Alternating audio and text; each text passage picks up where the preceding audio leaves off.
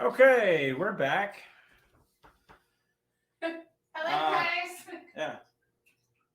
Are Sorry, we had to take a little bit of a break there. Floyd's back. Yeah, that one was a doozy. So for those of you who Fur. for Fur. for Fur. for Thank you so much. for those of you.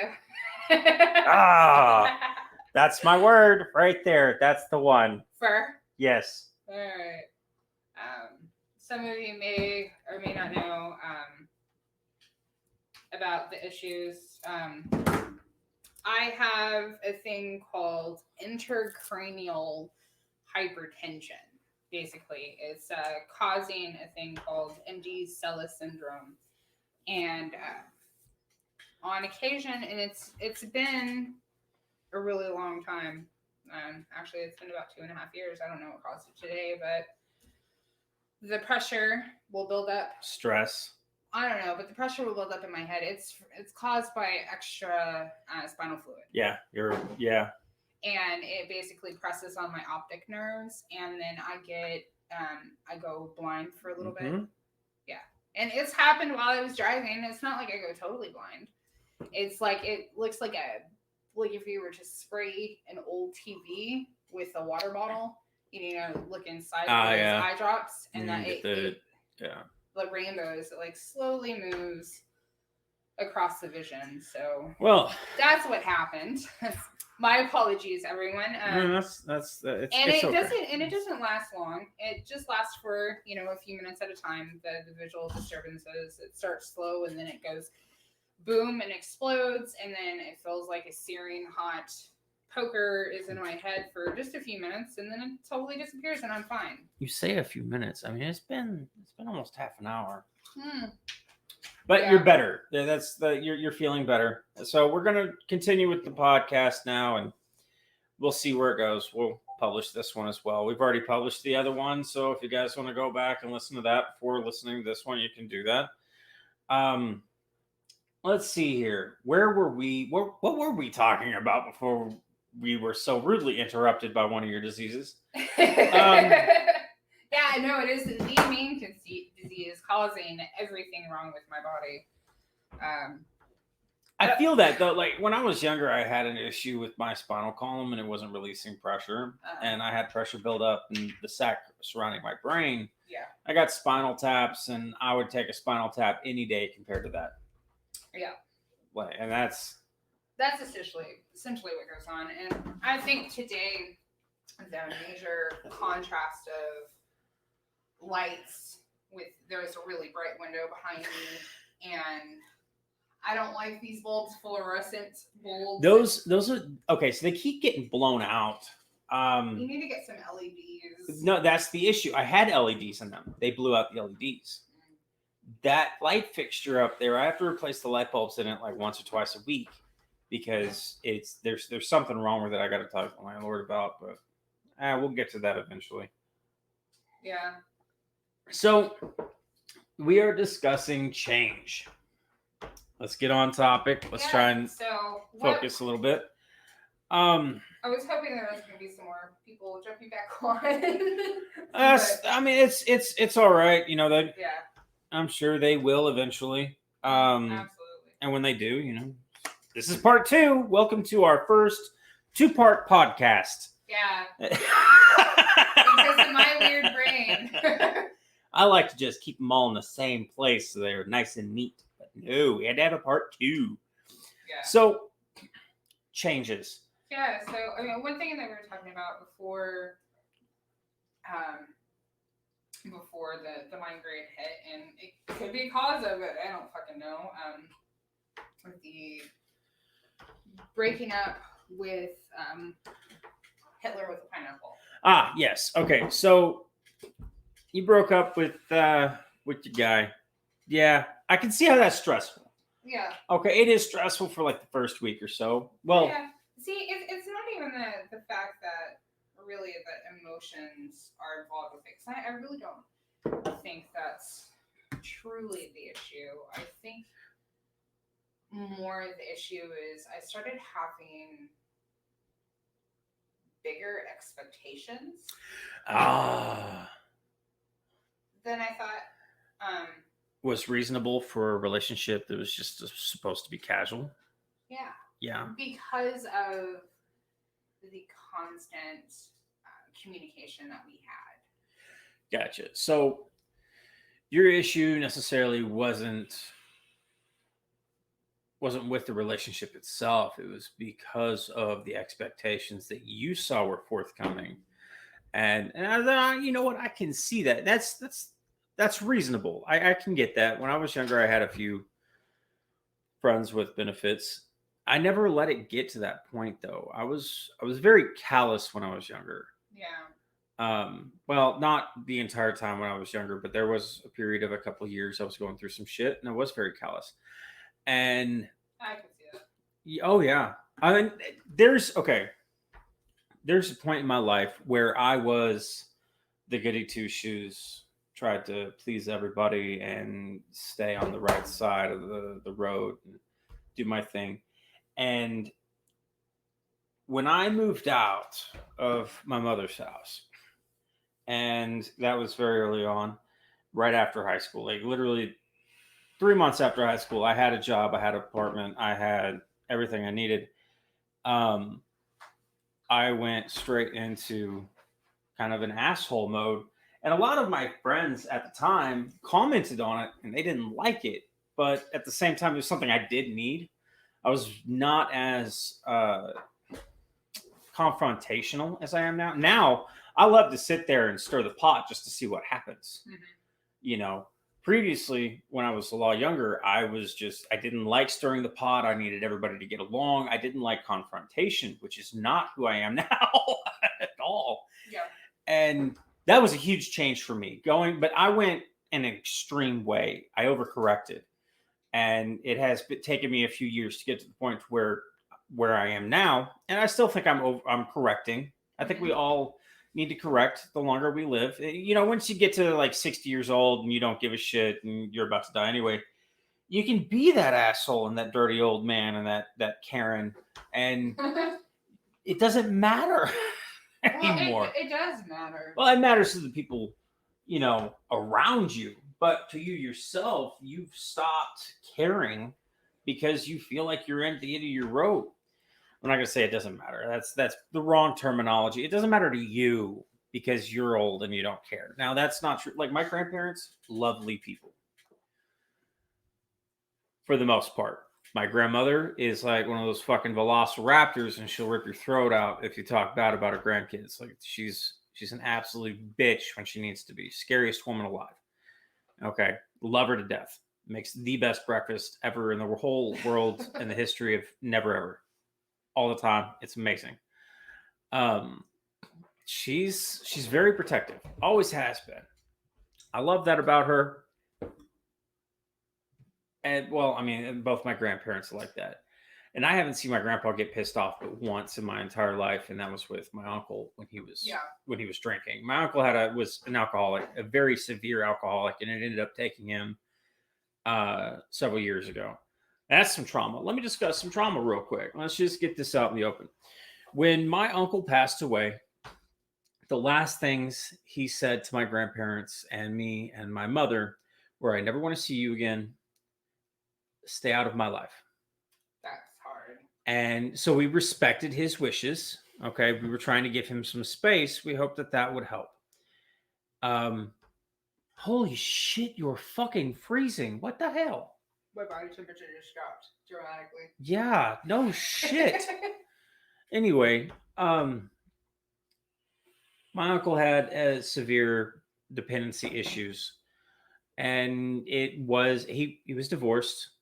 His ex-wife took the kids, took the house, took everything, and this man went from making 6 figures a year to making nothing except for unemployment, and that hit him hard, and he did become an alcoholic. Now I think he was an alcoholic beforehand, but that gave him not only the money to just spiral out of control and not give a shit, but it was a perfect storm, really, and he killed himself with alcohol. He drank to the point to where he just didn't wake up one day.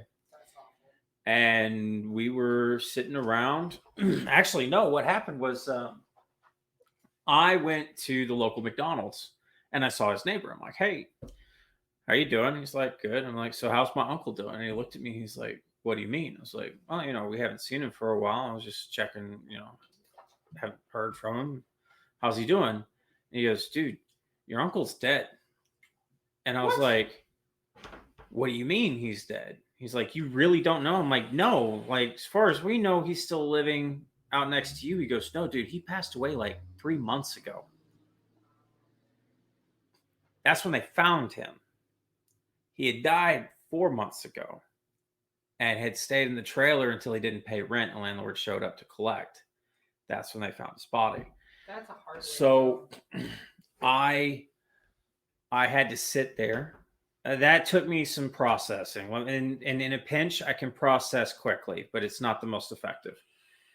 So I sat there and I processed for about 5 to 10 minutes. And I realized I needed to tell, my grandparents that their son had died because the cops weren't going to do it. They obviously dropped the ball on that one. When I discussed that with the cops, they said it wasn't their job. It was the coroner's job.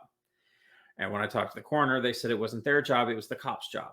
Yeah. And nobody wanted the blame, but everybody was equally deserving in the blame. Okay. Like our name is a pretty common name here in town. And my mother worked as a dispatcher for all the fucking cop units. It was state police, county, city. Like she worked for all of them. Yeah. Our name is not that common in this town. They knew who he was. We've bailed him out before. Mm-hmm. They still didn't contact us. So there was a lot of anger and animosity. Yeah. But I digress. That's in the past.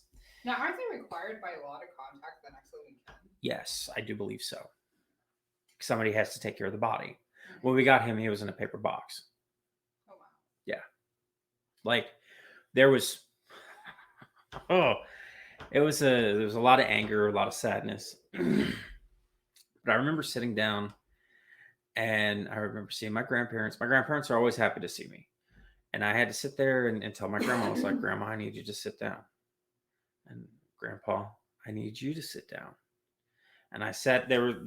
My grandparents traveled in an RV for like 20 fucking years. That's what they did with their retirement. And they sat down on the couch in the chair that they had. And I sat down on the stairs, just, with the door open. And I said, okay, I need you guys to listen to me. And I need you to understand that I'm going to be here for you. I also need you to understand that I know this is going to hurt you. And I'm sorry. And then I had to tell them that their son was dead. And my grandma did not take it well. And my grandfather didn't take it well either. They were both very upset. Yeah. Obviously. But that's not the end of the trauma. You see, nobody had gone into his house to get any of his effects. And I'm very good at shutting off my emotions when I need to. And it stems from lots of trauma. So it's basically, I inflict trauma upon myself by not inflicting trauma upon myself. And I did go back into that house and I saw where he had died and had laid there because there was an imprint of his body on the floor from where he had just... That's happened a few times in your life, though. Yes. See, I'm very accustomed to death, though. Like, death has been something I've been a witness to since I was like young, like 4. Like early in my life, I experienced death. I had an existential crisis when I was 4 because I realized I was going to die. Like, death was something that I realized was a thing very early on in my life. Now, that has helped me as an adult because I realize it's, eventually I'm going to cease to exist. Now, I get around the existential crisis now as an adult by realizing my form of immortality is my story, my legacy. My children can be my legacy. They're your form of immortality. Your children are what make you immortal because you pass on what you have to give to them, and they carry that to the next generation. That's your immortality. Your story, what people hear about you, what people tell stories about you with. Like, when I die, there's going to be some fucking stories. I know there's going to be some. I'm a retarded bastard. There's going to be a lot of stories. Like, I haven't worked at a company I used to work for, rhymed with Tyson. I haven't worked for them for like 9 years. People still fucking tell stories about me there because I was a crazy fucking bastard. But that's my legacy. That's part of my legacy. When I was younger, I was crazy. And when I'm older, I'll probably be crazy then too. Yeah. Just a little less chaotic, or maybe more chaotic. You don't know. I think you'll be more chaotic, absolutely. Oh, fucking right, I will be. I'll be writing all kinds of shit about the staff in cursive because I know they can't fucking read it. Like, okay, I'm older than you, and I can't write in cursive. What the fuck? Fun fact: I cannot write in cursive Why? at all. Did my hand dexterity? And have you not noticed my handwriting? Okay. See, I've got a very flowing. Yeah, no. Handwriting. It's my hand dexterity. I cannot write in cursive at all. My cursive. Okay, you've seen my print. My print's very pretty. Oh. My cursive is gorgeous. Yeah, no. I have chicken scratch for handwriting. Most people are like, "What are you trying to say?" Yeah, and it's awful. I took literally months out of my life to perfect the way I write. Years, actually. I didn't give a shit when I was. Oh no! In high school, I could show you shit from high school and be like, "What the fuck are you trying to say here?" Like, it's a 4-letter word, leaf. Yeah. But why are there 5 letters? Leafé. Still a leaf. Like, did not have the prettiest handwriting. It was actually when I was working at Tyson's that I perfected that because I had to do paperwork constantly. Yeah. And because I had so much time on my hands from not doing my job, I would write every single letter thousands and thousands of times until I got it the way I wanted to. And I'd practice writing it that way. Like, even my numbers. Literally, I practiced my numbers. Have you ever looked at my numbers, the way I write them? I have not. Like, there you go. There's a few of them. That's on a marker board. Well, it looks like my numbers. Like, it looks like those are not my best, but that is. Yeah. And that's just, I don't know. That's the weird shit I focus on. I've got a bit of ADHD, and I tend to jump from topic to topic. That's really my issue. And I just don't give a shit. Yes. About anything, really. I've gotten better, though. I do refocus. It's something that I had to train myself to do because I had a severe form of ADHD. And you wouldn't expect it from me now, but... Yeah, it comes out. Right. But I do refocus better now than I did when I was younger. It just took me a while. Yeah. I don't know. Talking about the traumas and stuff like that. I don't know how the fuck we got back on the trauma, but you know what? If this is what we're talking about, let's talk about this. And I'll update part 2 is change and trauma. No, it's not trauma. It's the changes that have happened. Okay, all right. You know what? I'll take that. That's a good roundabout way to say change. Yeah. No, it's definitely the changes that have happened since we started this podcast. Yeah. There have been a lot of revelations that have come to light lately. A lot. Yes. And that plays a big part in, who you are at the moment. It does play a big part in who I am in the moment. It also explains a lot of why I compartmentalize as much as I do. Yes. Like, my mother told me something about my childhood. I'm just going to go ahead and put this out there. Okay. I didn't realize this because it was something that I had repressed to the point of not remembering at all. But she did tell me that I was molested quite severely, as a matter of fact. And that was something that I completely just blanked out. And that was part of what I was thinking about earlier when I remembered that guy that was helping us communicate better when I was younger. And I've come to the realization I haven't remembered that exactly, but I'm going to get to that. I'm going to remember everything I possibly can because it's important. I remember, and then there's another thing that just make sure they're not false memories. Right. I know exactly what you're talking about. Yeah. Okay. Because I do have a lot of false memories. And that's, I don't know if you guys know what that is. A false memory is where you have lied to yourself to change what has happened so well that you literally remember it differently. Yeah. Because, and let me explain how the brain works when you remember something, and that'll make it a little bit more clear. When you remember something, you do not remember that exact time it happened. You actually remember the last memory you had of it. Yeah. And it's because of that that things change. Yeah. And you remember things differently. Things change every time somebody thinks about it. Something's a little bit different, which is why witness testimony isn't, accurate. But see, I've got some shit that's just so fucking traumatic that I haven't thought about it in a long time. Yeah. So now when I go back, it's fresh. Yeah. It's still very much unopened. And that's the thing is, especially with that, we do forget about a lot of things. Especially if the brain tries to rewire it, because our brain is rewired to make itself happy. Right. So when it's dealing with trauma and changes that are especially coming to light, it tends to gloss over everything and make it like nothing's ever happened. Let me tell you a memory that just came to me. Because this is the lowest point in my life. I can honest to God say this. Because what had happened was my brother and this my dad's like third or fourth wife, I can't remember what number he was on.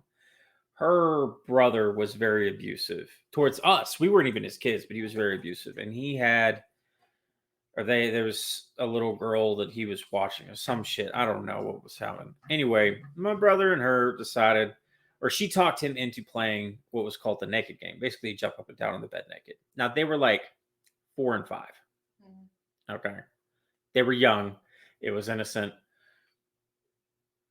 But you kind of catch my drift. Anyway, they got caught playing this. And the punishment that my brother received was fucking horrible. He had to, and remember, he's like 5 at the time. He was forced to stand out by the highway naked for like 3 or 4 hours. And then he got put in the basement for days. And that was like, we had a very traumatic childhood. Okay. Like this is like a legitimate fucking thing that happened. And I remember my dad coming to me and saying, "What do you think? Do you think he got punished enough? Do you think he got what he deserved?" And I said, "Yes." And that's the lowest point in my life because I agreed with it. And I didn't. Now I was 6. I understand that I was young and there's nothing that I really could have done to prevent that. But it is still something that I did, and I can't take that back. Yeah. And I wish I could. I wish I could have done something. And I know that I was powerless to stop it. And that is what will go with me to the grave. That is the biggest regret I'll have in life. And that I'm going to make sure that that's the biggest regret I have in life, because I'm not going to make any fucking mistakes to get to that point. Yeah. That just sounds awful. Have you ever seen my back? I've got a big scar down the middle of it. Yeah, I've seen your back. Yeah. It's faded now because it's been a long time. But I was cut with a steak knife. Why? Spilled something in the kitchen. Some bullshit. I can't even remember what it was. Wow. But I have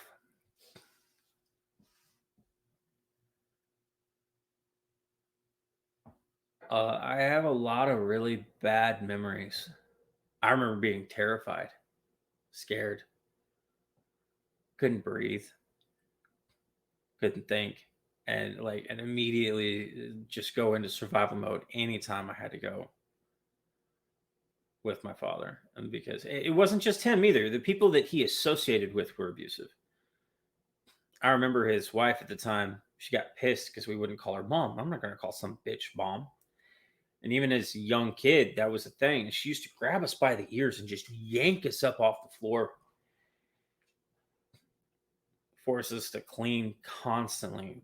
Bleach. God, I remember my hands being blistered because I'd scrub the toilet with bleach. Yeah. God.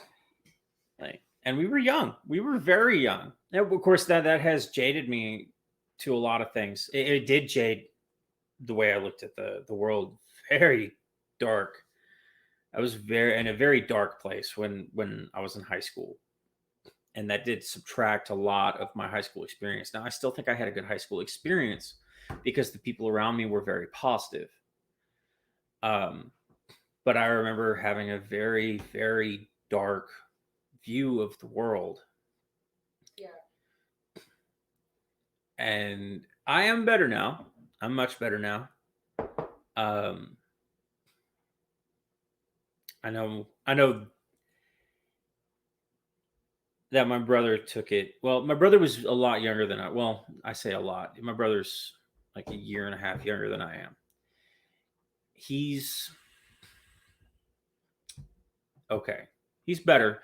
I think that has changed the way he was, because I remember him when he was little and just this bright, bubbly kid. And now he's just a cynical adult. I think it's just old age, but he did have a very different experience than I did. And I did my best to make sure that nothing bad happened to him. But like I said, I was only 6. There's nothing I could really do. Yeah. And that's one thing. You can't ever, blame yourself or think you had any type of power. And I know you don't do that. But it's important to not associate any form of blame, especially with that healing. I associate. See, this is where I stand on this. I don't think I'm to blame at all. However, what I was in control of was my response. Yeah. Whether I understood that at the time or not, I still knew it was wrong as soon as I said it. Yeah. Whether it was beforehand or after, I still knew it was wrong. I still felt that it was wrong. And that's where my regret is that I still said it.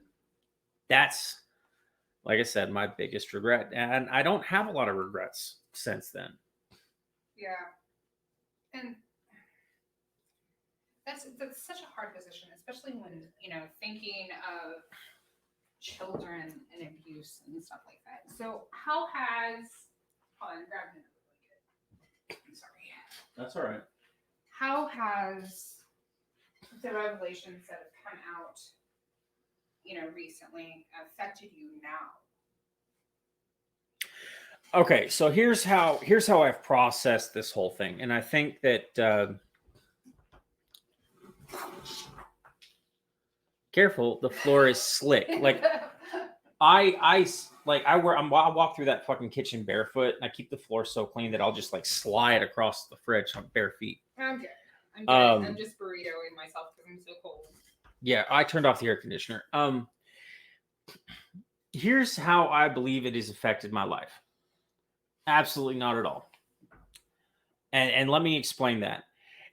It hasn't changed anything. I've already gotten past it. I've already healed from it. Accepting that it happened and moved on is the best thing I can possibly do. If I sit there and dwell on it, it's going to cause nothing but pain and anguish. Yeah. So accepting that it happened, moving on, and understanding that I have gotten over it, and really I've gotten healthy since then. I don't want to take a step back. Okay. Yeah. So I accept that it happened. I accept that I survived regardless of the situation. I did survive. I got past it. And I had people to support me. My grandfather, God, I love that man. Let me tell you. All right, he may be old. He may have a very different view of the world. Yeah. But there is one thing that he's always done. he is always taking care of his family.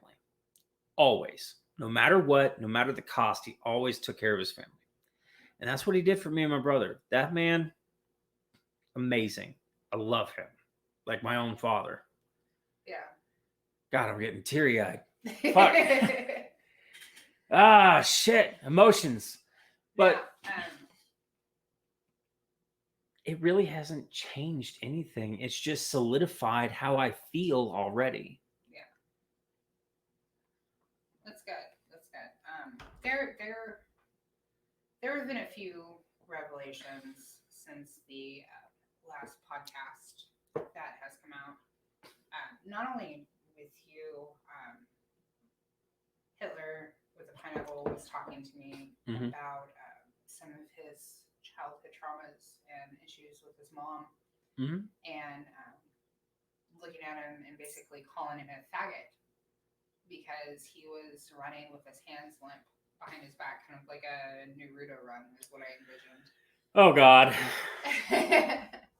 And or just, you know, doing things like burning a book that he had written as a child because it was of Satan. And oh God. Okay. All right. That in itself explains a lot about personalities now.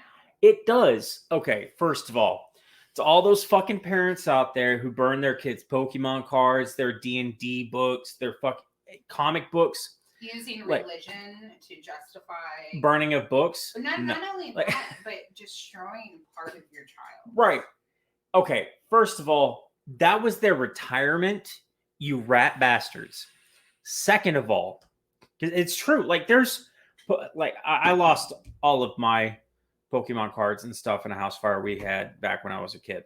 Yeah. I had all kinds of holographic Charizards. Those things are like $6,000 a piece. Okay. I had thousands of Pokemon cards. Almost all of them were some kind of holographic. I had multiples of each in different languages. First edition, absolute everything. Every single Pokemon card for the Indigo League. Like that was what I was into. And then I collected Yu-Gi-Oh cards. And we had comic books. Original NES with the original games, boxes. We had my mother who used to work in Denver for some child. I can't remember what it was, but she worked and they did a fundraiser the year that the Broncos and the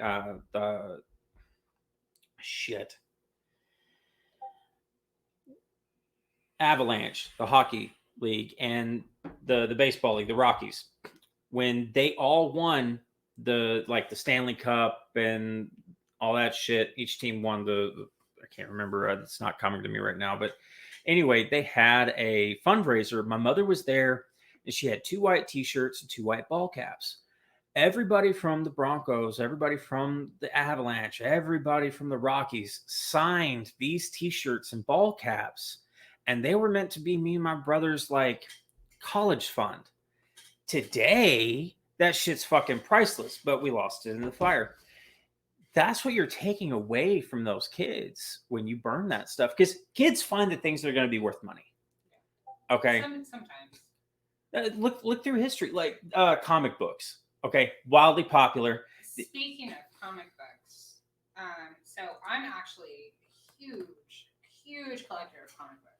And I was when I was younger as well. And when I moved to Arkansas the first time, I took all of my comic books with me and stuff like that. And then when I went ahead and moved to Seattle, I left my comic books in Texas with my grandmother. Did you sell them? And my mother.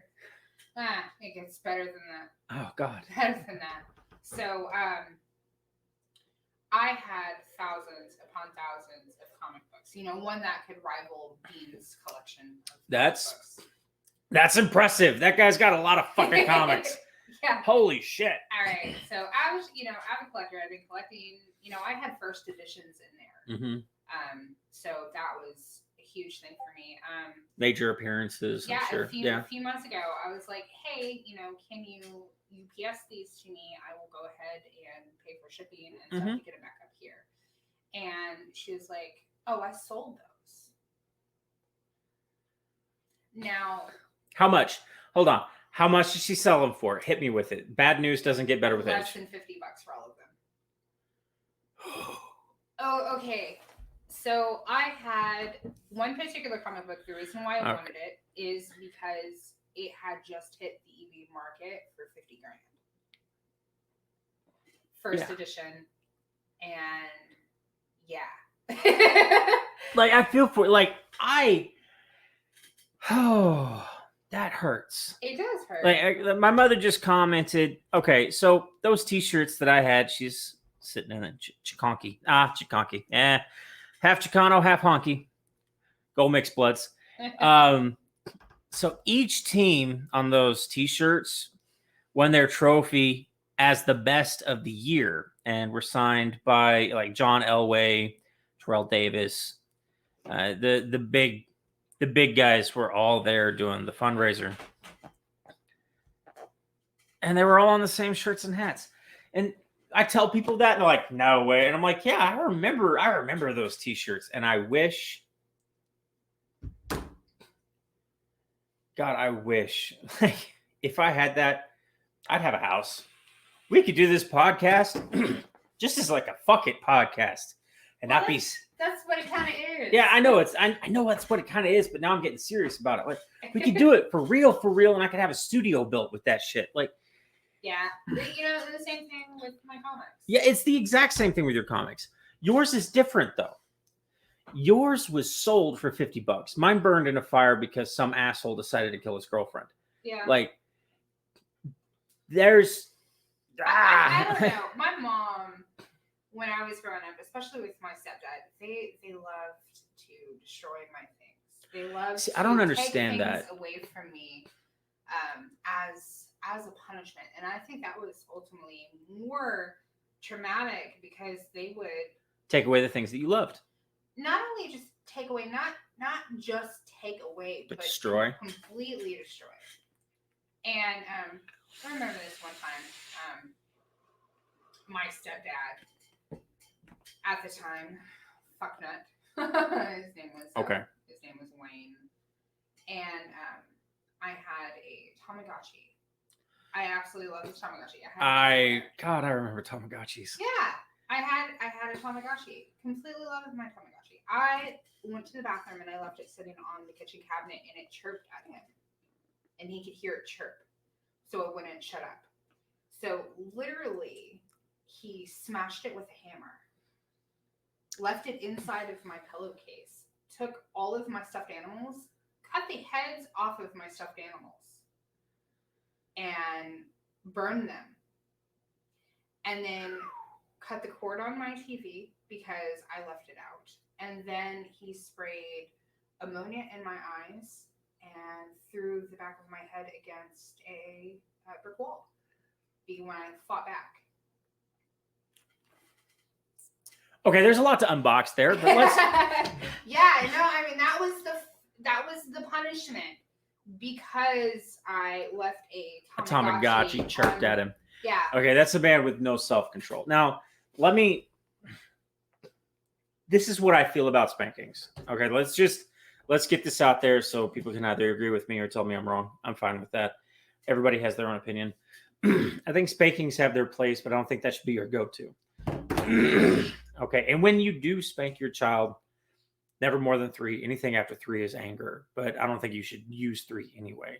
If you're a man, I think there are more ways because I've spanked my kids in the past, and that was not my best moment. That was when I was at my short fuse, unable to deal with my own anger, and that was on me. That wasn't so much them because kids will push the boundaries. Well, that's what they're made to do, right? They will push the boundaries, but I think it's we as parents need to learn to be in control of our emotions and what we are dealing with and how we approach the situations in order to help them learn and deal with what they're feeling. Friend of mine, fantastic parent. He's pretty much shit at everything else except for killing people. He's in the military. That was his job. But there's two things he's good at, like killing people and his parenting. And one of the things that has always stuck with me that he actually told a friend of ours. Our friend said it as a joke. He said it was time for ass whippings and bedtime. And my friend looked at him and he said, I said his name, and then he was like, how can you tell him that he's wrong when you're not right? And that's always stuck with me because if you're going to say something like that, kids take it very seriously. Kids are not at the level of joking as adults are. Now they do pick it up quickly over time. And like, I know your oldest right now has started saying dirty jokes, and you know that he knows and he knows that you know, but you know, getting past that is the weird part where your kids are like, I know what a vagina is. Ha ha ha. Yeah. And you know, it's a bit awkward. I mean, I remember my first dirty joke in front of my mom. Like you know, it was awkward. Thanks to my uncle. It was made much more awkward. But it was you know, like a coming of age. But kids, when they're young, they don't know. You know, I mean, they know that you're not right. Kids are fantastic at that. Kids are a lot smarter than we give them credit to. Yeah. And they know that they are in the right, but they accept what's given to them because they have no other choice. And I think that's actually a big parenting flaw is give your kids choice within reason. Teach them how to make choices, how to be patient. Because if you teach them how to make their own choices, you teach them to think for themselves. Exactly. And when they're capable of thinking for themselves, they're going to be capable of making good decisions in the future. Mm-hmm. And that's, I think, the biggest thing that we need to step back from this standardized testing and shit, because it doesn't work for all children. What you're teaching them is to parrot shit back. And that's not thinking for yourself. That's thinking the way the system wants you to think. And I know I'm getting a little bit like, you know, 80s stick it to the man kind of shit, but it's very real. It is a very real problem. I don't know. See, here's my thing. I'm a very free spirit parent when it comes to parenting my children. You've also worked wonders with your kids. I am very hands off. My children know that they have control in their life. Right. They control themselves and they maintain pure autonomy. And with that, you know, they are included in the major household decisions. That's something that my mother actually used to do. She used to sit down with us and say, okay, this is the budget for this month and this is where the money's going to go. Mm-hmm. See, let me tell you, I learned more from my mother than the school ever taught me in 12 fucking years. Okay. Like, and my grandparents, like they sat down. My grandfather went over stock options and how that stuff works with me when I was young. Like I did understand most of it by the time I started investing. Yeah. Okay. Now I did miss out on a few like key purchases back when I was really like, I think in high school, I wanted to purchase stocks in Google. It was probably earlier than that, but I wanted to take my inheritance that I was going to get and invest in Google. Now I'd be an absolute fucking millionaire. I want to invest in Bitcoin when I first heard about it. See, I did invest in Bitcoin. Yeah, I know you invested in fucking Bitcoin, bitch. Like, there are things that I wanted to do, and I didn't have the money to do them. And looking back on it now, if I had been given a little bit more control over that, I would have been a millionaire. I do understand that they didn't want to trust me with that kind of money, though. Yeah. And I understand. That's a lot of money to trust a kid with. So now I just look for my next... Oh, yeah, the computer's dinging. I'm getting messages on Facebook. But anyway, like getting the... Oh my God. Okay, I'm going to raise this mic because that's gonna drive me nuts. These guys, I'm going to have to disable... I'm going to mute those motherfuckers. All right. Yeah, we've got a chat coming up. Sorry, guys. Sorry, guys. You know what? They deserve 8 hours because fuck them. Okay, Yeah. so where was I? Parenting. Now, yeah, my mother just posted this. This is very true. My grandparents had earmarked that money for college or a house, and I ended up I had them buy a house. It is my house, and then I gave that to my mother so that she had somewhere to live. So, when she passes, I get the house, but I'm trying to also get another house at the same time and build my life. That's the whole point. It's about thinking for yourself, teaching your kids how to do that. Now let's go over okay, if you consistently violate your kids' privacy, Exactly. All right, what happens? They become better liars. They become better at hiding shit. Pretty much. They don't want to tell you anything because they know that you're gonna violate their privacy anyway. And that's counterintuitive to what you want. You want your kids to be more open with you. Do what my mother did. She just talked to us. Yeah. She had us tell her the things that we wanted to tell her. And now I just tell her everything. It's about. See, I tried that. With my kid. And now I don't go into their bedrooms. I don't. Right. Like, I'm not one of those snoopy parents. And I know there's parents out there that snoop. Like my 2 stepsons, that's their mother. That's what they do. They constantly violate their privacy and now they have issues with trusting and respect. Exactly. They have huge respect issues, especially for me. God. but I try to get them past it, and I respect their privacy. But they come to you now with their problems more than they do their own mother. Actually, they do. They Yeah. do. They talk to their father more. Of course, he's home more. Right. They don't see me at all really anymore. Right. I get that. I get that. And I know that kids are going to be kids and they're going to have times where they're like, you know what, just fuck it. I'm not going to tell her this or whatever. But you give them the option. It's about giving them the option and letting them weigh their own decisions. And when they come to you and they give you that, it's because they trust you to manage it effectively. Yeah. I think that's the best thing. That's something I'm not going to change when it comes to parenting my kids. I want them to be respectful to other people. I also don't want them to get walked on. So no, I'm not going to let them get bullied. I'm going to tell them to hit the motherfucker back. Yeah. Okay. That's another thing. Like, we touched on this a little bit in the last podcast, but it was a little chaotic. Very, very chaotic to the point people complained in my inbox. Okay. All right, guys, just going to put this out there. Yes, it was chaotic. Understand that I thrive in chaos because I was raised in chaos. Like, and I know their last podcast, there will probably be one in the future for those of you who are listening or will listen to the review of it. There were like 2/3 of my bullet topics that I did not cover in the last podcast. Yes.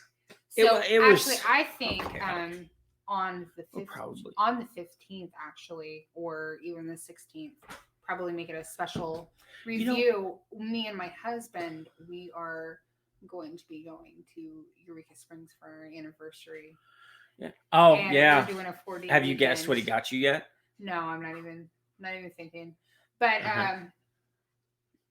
we're going. So I think we're going to hold a special podcast, just me and him, to talk about things. Yeah, I'm not even trying to guess what. I'm telling you, like, it's going to be close this year. Like, your husband actually went out of his way. Like, you're really gonna like it. That's the thing. Like, I'm so happy for you right now because I'm like, she's gonna gush over this shit. I'm like, haha, yeah. Because I know your husband's like the worst when it comes to gift giving. Like, God, he stepped sorry, up his dude. Game. He stepped up his game. Yes, he did. Since Christmas, actually. Man, dude, like, I've seen some of the shit that you got her for a couple of years in a row, and I'm like, oh my God. If you need help picking something out, I'm good at that. I can totally pick something out. I will help you. You need it. Now, let me just put that out there, bros.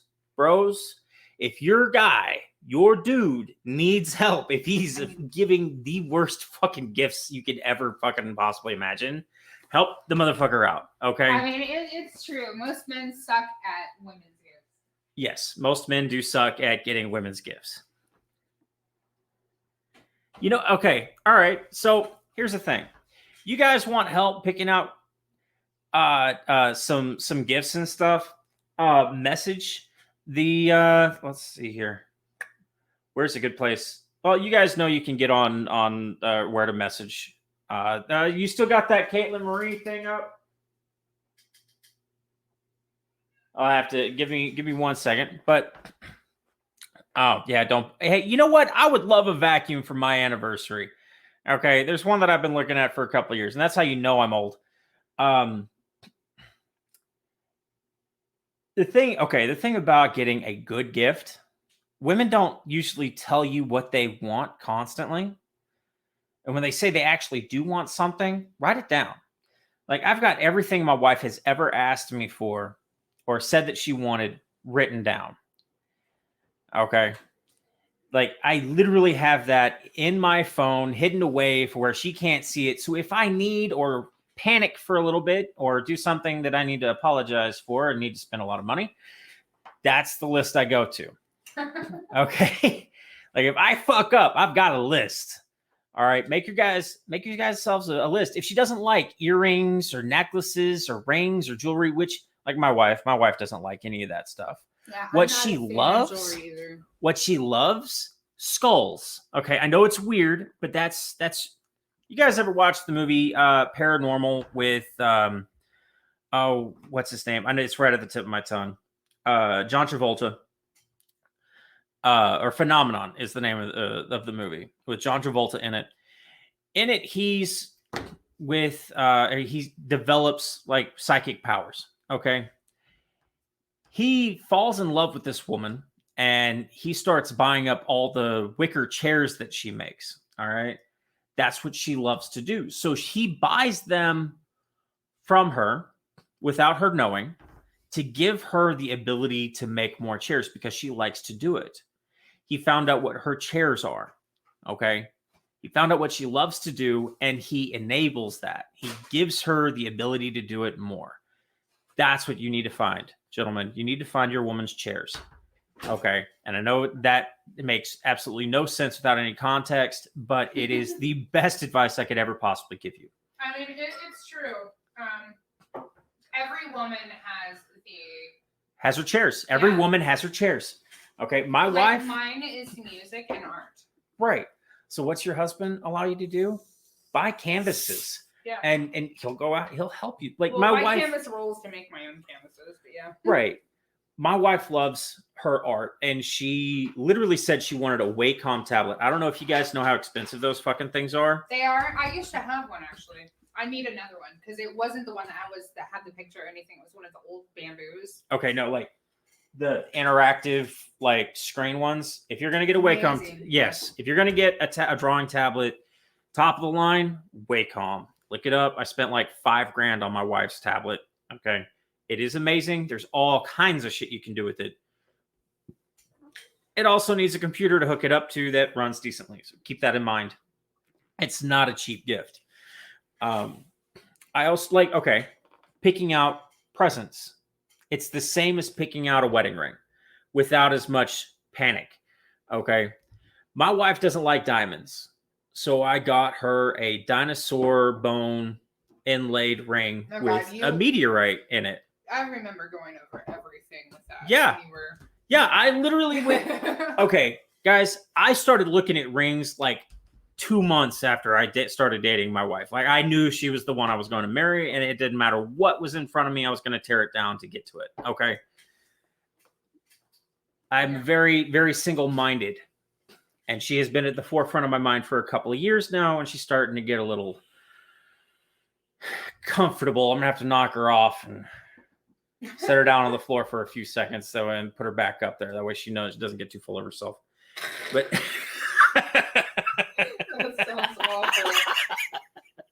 That's never gonna happen. No. Talk about her too much. I know. I love her. God. I know. I've got it bad. You do. I've got it. This is the worst. God, you were throwing up a couple of days before you were going to ask her to marry you. Like, I remember that. Yeah. Oh, God. I forgot about that. Yeah. And we were just talking. You're so nervous, shaking, and then you just start throwing up everywhere. And I'm like, I wish. Oh, God. I wanted somebody to do that over me so freaking bad. And I never got that. I was so jealous of her because of your actions. That's the... Okay. Damn, that has never in my life happened to me. You don't know that. You don't like I didn't tell her about that. I would never tell my wife that I was nervous before asking her. Well, she knows now. Yeah, well, if I she mean, listens. Not yet. I'm sure she will eventually, but that's the thing. Like when I went to go ask her to marry me, okay, I wanted to actually ask her to marry me on the day that we started dating 4 years before. Okay, which just so happens to be a Saturday. That's how my wife knew I was going to ask her out, because we always had a date on Sunday. Yeah. But because I insisted on Saturday, that's where she's like, I think he's going to ask me today. Damn bitch. I love her. So we go out to around here. It's called The Landing. It's a tourist attraction. It's really pretty. I like it. It's a shopping center, but it's out in the open. And we were walking. It was January, so it was cold. And I said, hey, let's go over by the fountain and take a picture.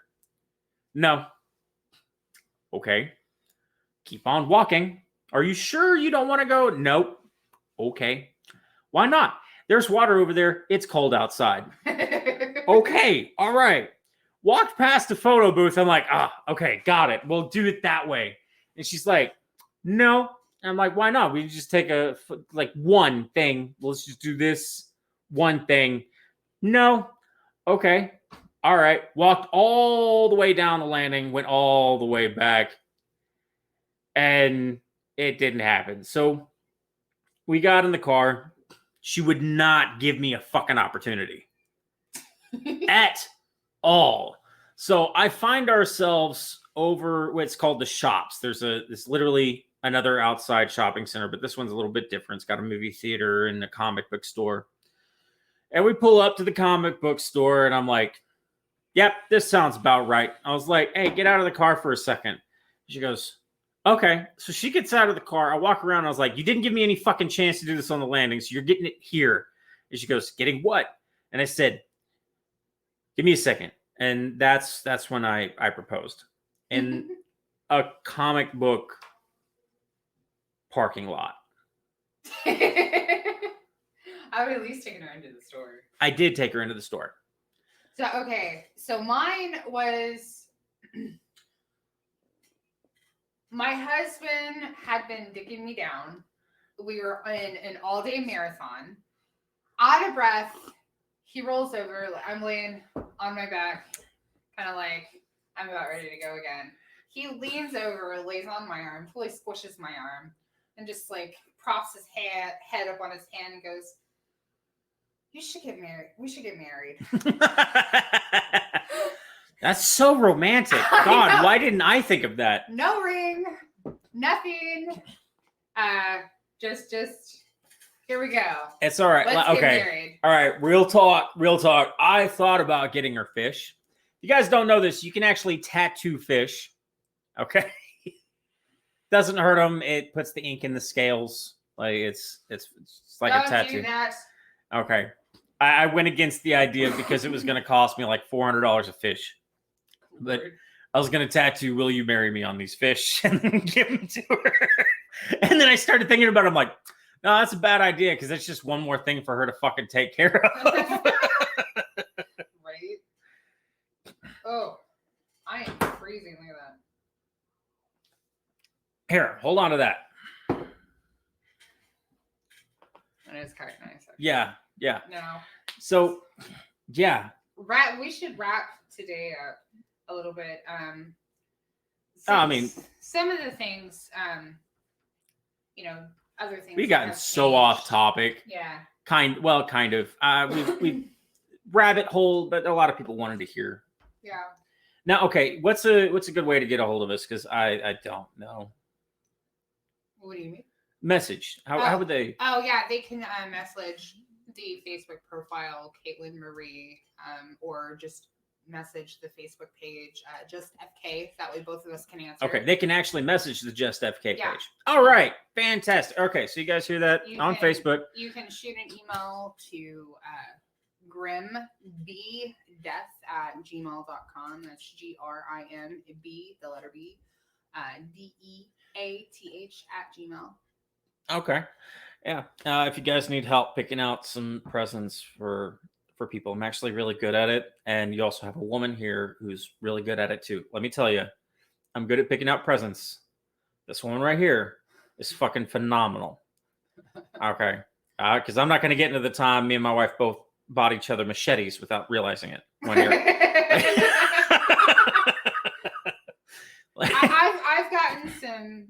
I've gotten some okay gifts.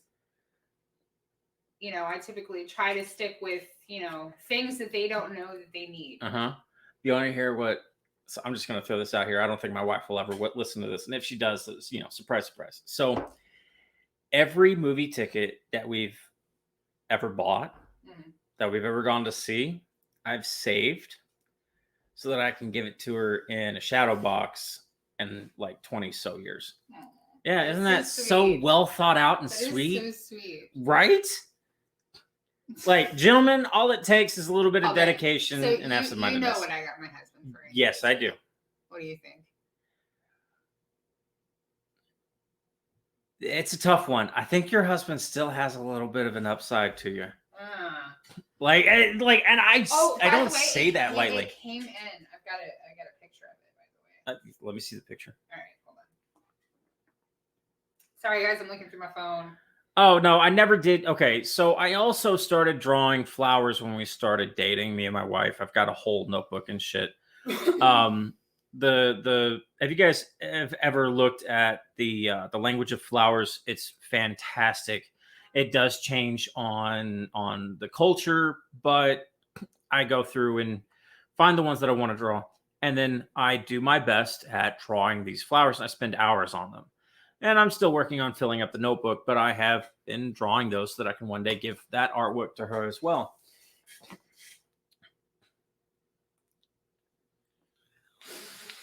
All right. Here's the video.